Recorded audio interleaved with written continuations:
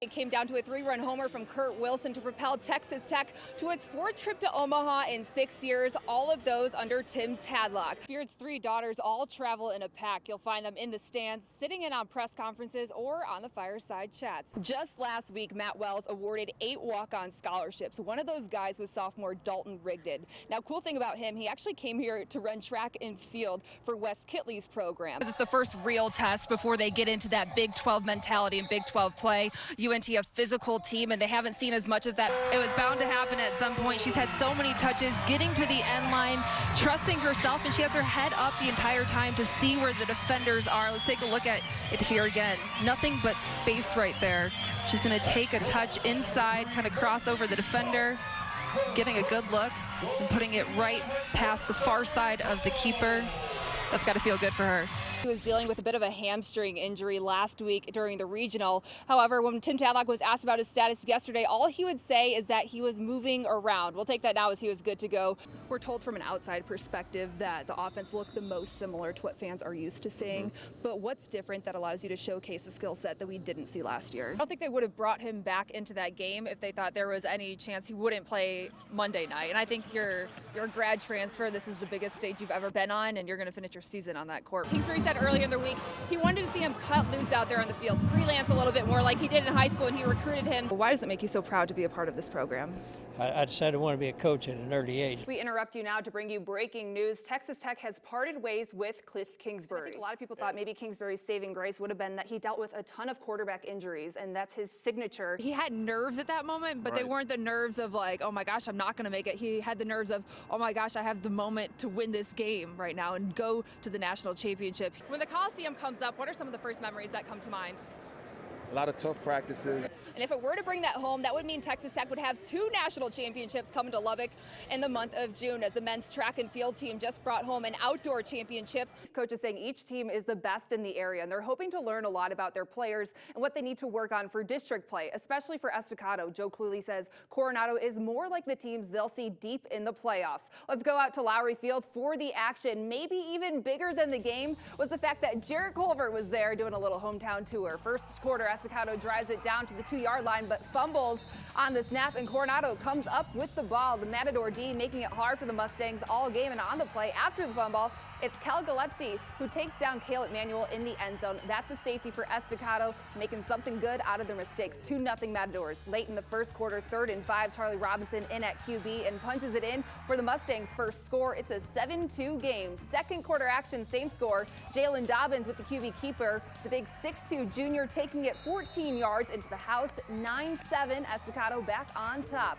The Estacado D still going to work in the second quarter, stripping Manuel of the ball. And recovering the fumble is Jerry Davis. On that next drive, it's Dobbins again, this time with a dime to TJ Steele right in the breadbasket. Estacado would go up 16-7. Last check, Coronado up 24-23 with 9 minutes left in the game.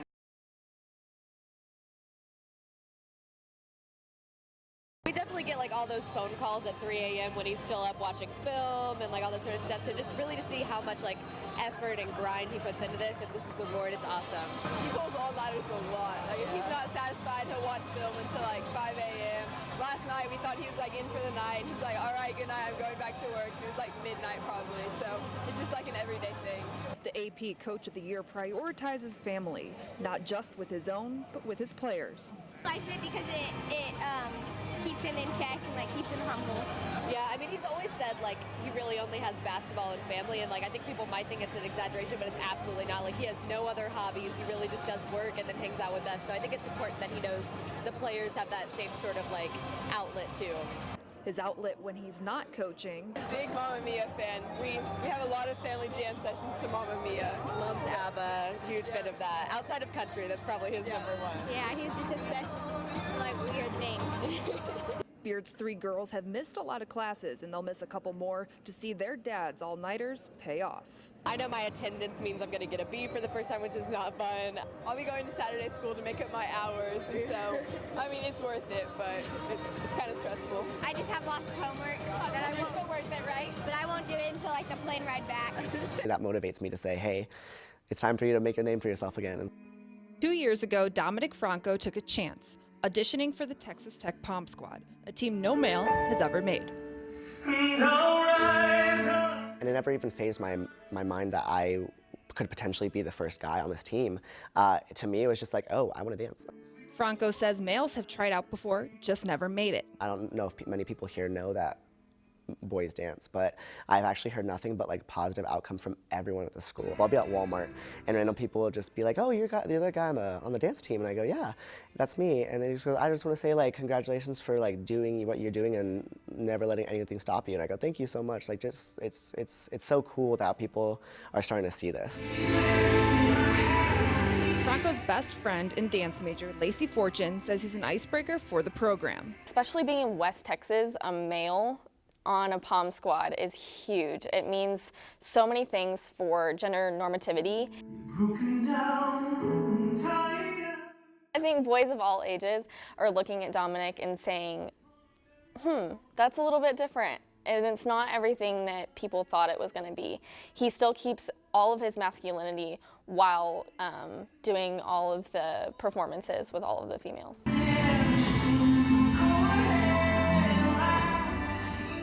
Franco joined the Pom Squad in 2016, a team with one goal. To leave a national championship team behind us. 3 national titles later, Franco will once again reinvent himself in Los Angeles. Do I have a plan? I feel my gut instincts is telling me to say just let it happen and things will play out as it'll play out if you just chase whatever you want. 26 female dancers make up the newest Pom Squad, but Franco is confident there'll be a guy on the team once again. Wherever you are out there, I'm so beyond proud of you, and even though we may not know each other, will always be your #1 fan. Pickleball actually was invented in 1965, but it didn't really take off until probably 2005 to 2010. There's now estimated to be 3 million players in the United States, and they're saying that it will double every year for the next 5 years. Every day of the week, you can find pickleball at the Burgess Rushing Tennis Center. It's gotten bigger every year just by word of mouth. If you've ever come out and played 2 or 3 times, you're hooked. Erica Walmsley, a disabled veteran, got hooked when she was struggling with depression. And my dad said, you're not going to lay in bed anymore. And he picked me up, and me and my 70-year-old dad went down to play pickleball. She's been playing every morning since. There is no classism on the court. There is no racism on the court. It's very love and tolerant around here. We have different political views, but we tolerate each other either way, which in this country is pretty amazing. The group is always welcoming newcomers, so we had to play for ourselves. You only score when you're serving. Okay. So if you lose the play, then the serve goes, after both players serve, and then it's side out to the other side, and both of them will get to serve. Okay. The serve has to bounce, and then the first return has to bounce. So you can't go crashing the net until that first bounce. And then you want to get up to that blue line up there. That space between the blue line and the net is the kitchen, and you can only be in the kitchen to hit a ball that bounces. That was my inauguration. That's it. You play to 11, win by 2. Oh no. Got it.